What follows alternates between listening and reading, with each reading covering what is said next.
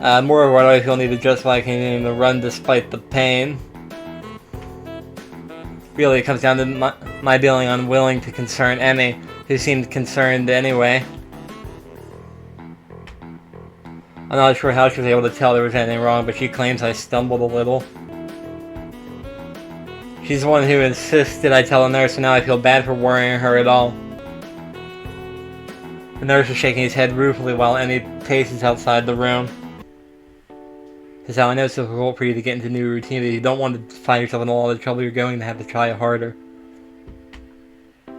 You can't afford to forget your pills, and you can't push yourself too hard. But if I don't push myself, how will I improve? I don't know where that came from. The nurse seems to have an idea. Now where have I heard that before? He laughs and pats me on the shoulder. Ha, she's rubbing off on you, I guess.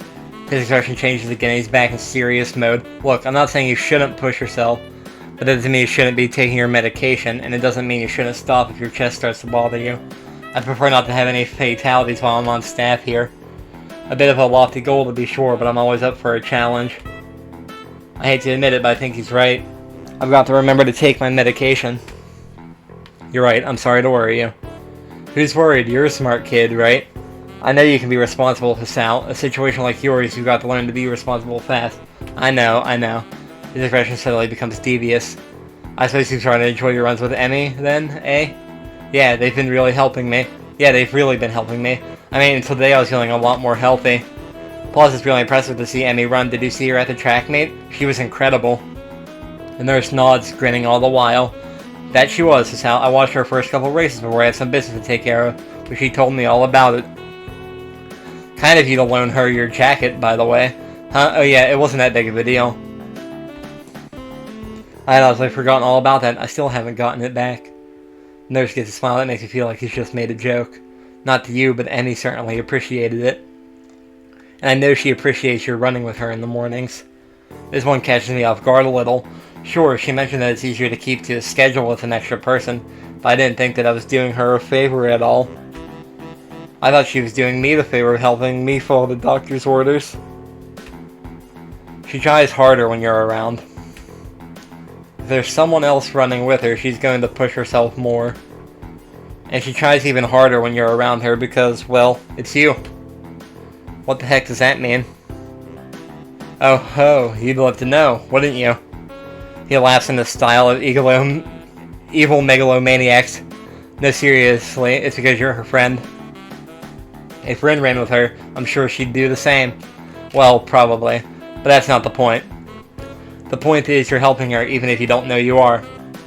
And she's grateful for that, even if she never says it. What do you mean, even if she never says it? Emmy doesn't talk a lot, but she and I have known each other for long enough that I can read her most of the time.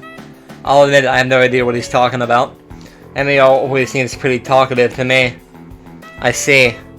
No, suddenly realized that he's been rambling and stops talking, looking a little embarrassed. Anyway, you don't have to stop your morning exercise. Just walk the track instead of running for a few days, let things calm down. And take your damned medicine. I laugh as I exit the office, bumping straight into Emmy. Whoops, sorry about that. Are you okay? What did the nurse say? Do you need to go to a hospital? Oh my gosh, it was my fault, wasn't it? I've been pushing you too hard, haven't I? I'm a horrible person. The words pour forth like a torrent. She's really agitated. I didn't expect her to be this concerned about me, to be honest. Gotta calm her down, but how the hell do I do that? I do the only thing I can think of. I give her a hug, and he tenses up slightly, so I pat her head in what I hope is a reassuring manner. Hey, settle down. I'm fine, okay? No worries. I feel Emmy's body relax as I continue to assure her I'm fine. Her arms wrap around me as if she's trying to confirm that I'm not about to fall over dead. I catch a whiff of her hair. It smells like sweat, or how adrenaline would smell. It's a scent of activity. And a hint of strawberries from her shampoo, I suspect. I just need to remember to take my medicine, that's all. Don't worry about it. It's not your fault. You're sure? Her voice is muffled, mostly because at the moment her face is pressed into my chest. Yeah, I'm sure. I just need to take it a little easy for the next few days. It suddenly occurs to me how close the two of us are. It also occurs to me how nice being this close feels. I can feel Annie's heartbeat calming down, and I have to resist the urge to rest my chin on the top of her head. Thank goodness. You really had me worried there, Hasao. And are you going to come in here anytime soon? Oh, I'm sorry. Was I interrupting? The two of us spring apart as if the other just caught on fire. Annie brushes her hair back nervously and laughs. Of course not. I'll, see you later, okay? Oh, and Hasao? Take your damn medicine. The last phrase is punctuated by a punch to the shoulder. Yeah, I'll remember. See you later. The nurse smiles again like he's in on some joke I don't know about and waves to me as I head for my room, feeling a burning in my cheeks. I need a shower. A cold one, if the thoughts running through my head now are any indication. She was really soft. My pills are waiting for me when I make it to my room. I swallow them without a second thought. I don't know why I didn't think of waiting until after the runs to take them. For some reason I figured it was when I woke up or not at all. But no, they all need to be taken every 24 hours. The exact time of day doesn't factor into it. My thoughts drift back to the hug in the hallway. It's weird. You'd expect someone to smell foul after a run, but for some reason, Emmy smelled right. That tinge of sweat just seemed to fit her. I really need that shower. Yeah, it seems like he needs a cold shower.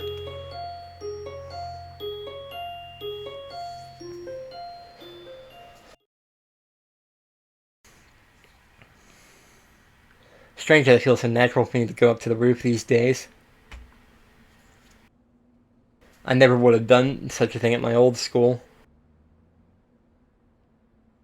In those days I like to eat alone, so no, that's not quite true, though I like to sit alone. I also like to watch people. I always figured that was the sort of person I was, but it appears I was wrong. And again, I always thought I was the sort of person who had a normal heart, so there you have it. I don't know myself that well. Now I'm on the roof so I can have lunch with a couple of people. And they are both girls, which is even stranger. Oddly enough, I feel closer to Emmy and Rin than I felt to anyone at my old school. Somehow I get the feeling they'd at least visit me if I wound up in the hospital. I focus on the view from the roof, banishing such thoughts from my head. There's a light breeze blowing and the sun is shining high in the sky. The sky itself is a deep blue, with hardly a cloud in it. It's gotten pleasantly warm, and as I sit down to wait for my friends, I close my eyes and enjoy the feeling of the sun seeping into my skin.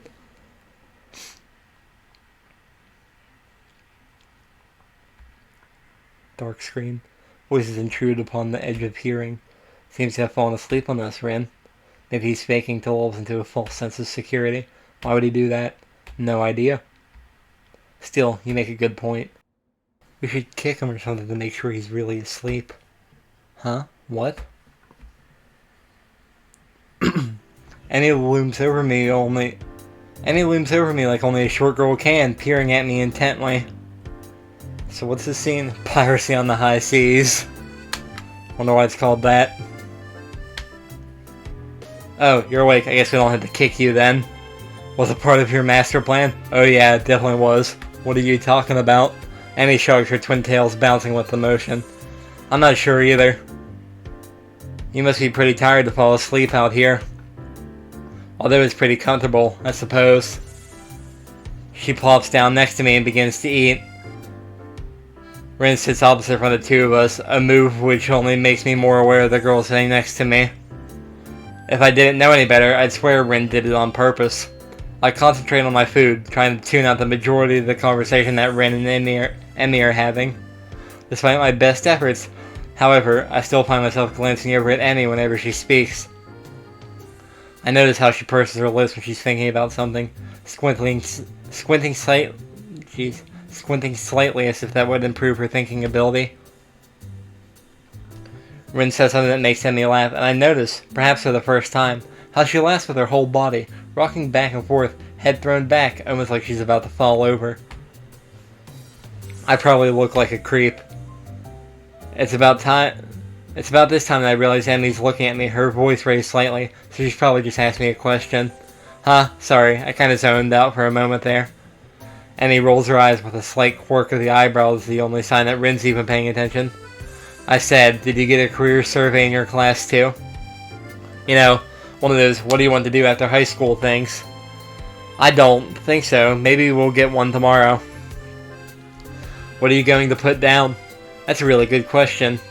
I guess I always figured I'd go to college after high school, but I have no idea what I'd do once I got there. And with a heart attack and all, I'd really been concentrating on each day as it came rather than making long-term plans. I was kind of the same back in high school. I knew I kind of wanted to go to college, but I didn't know for what or anything, and it was just basically last minute that it ended up happening. I suppose I can safely start planning ahead again. I've always liked having at least a vague plan for my future, so it'll be nice to come up with one again. Of course, that doesn't change the fact that now I've got absolutely no clue. I've always kind of assumed I'd figured out in college that I'd just become a salary man. That's pretty popular. But do I really want to? That's a tough question. I guess I don't really want to do anything. You don't sound very excited about that one, do you? She laughs as she says as I'm caught up in her laugh again. It's so girlish, high and giggly, like well, pardon the cliche, like a babbling brook. It bubbles out of her, starting in her belly and working its way up her throat. I can't help but laugh myself, it's infectious. Yeah, I guess I'm pretty unhappy with the salaryman idea. But to be honest, I haven't given much thought to the future recently. I suppose that these days, I've been more concerned with living one day at a time. And it considers this for a moment and grins. That's a pretty good idea, Hisao. I just wrote down pirate. I'm momentarily stunned and I start laughing. I stop myself and manage to gasp out a question. You're not actually serious, are you? Emmy looks mock offended. Well, I've got the legs for it already, so I just kind of figured. Oh, I didn't know what she meant. She wrote down pirate on her paper. Even Rin seemed amused by this. Just you wait, I'll be the terror of the high seas. I'll show you all. I've even been working on my pirate voice. She suddenly springs up and begins swaggering up and down the rooftop shouting orders. Yar, me hearties. Give 'em a broadside with the long guns. We'll wear their guts for garters. Do you even know what that means? Rin's unexpected interruption stops Emmy in her tracks. Not really. But it's all in the delivery. The ringing of the bells prevents her from demonstrating her point further. Emmy dashes off immediately, leaving Rin and myself alone on the roof. Rin stares at me intently for a few moments. Is there something wrong? Rin considers this question closely for a moment. After a lengthy pause, she shakes her head. Nope. Oh, why the staring then? Rin shakes her head again. Nope, I don't get it. Get what? The staring thing. You two who seem to, but I don't. Great, she saw me staring. Now she probably thinks I'm a pervert or something. Actually, probably not. This is Rin we're talking about, after all. Still, I feel the need to defend myself. I wasn't staring, I was just tired. Rin actually snorts at this, but she doesn't say anything. No, really, I was just distracted is all. Eager to end this conversation, I head back down to class.